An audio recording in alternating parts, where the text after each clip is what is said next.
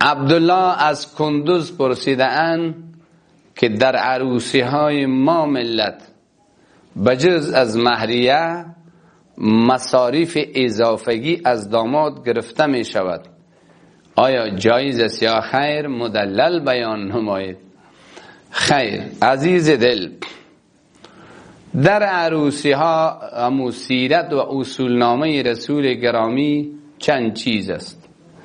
یکی از داشته های مهم عروسی عقد نکاح یعنی ایجاب و قبول به حضور شاهدین است. یکی از مهماتش امیست. دوم امری که در سیرت جا دارد با عنوان مهر است و اتو صدقاتهن نحله، آنچه که مهریه در میان انتخاب می شود حق مسلم عروس بالای داماد است.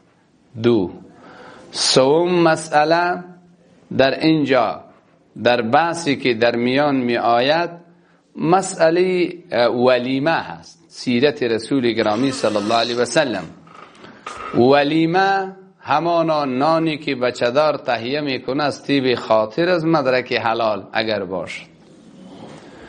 باقی من نمیدانم که دخترداران 500 نفر از آدرس ما کارد به هتل، رنگ رنگ فرمایشات، آن هم از آدرس داماد طیب خاطر نیست، از دل راضی هم نیست.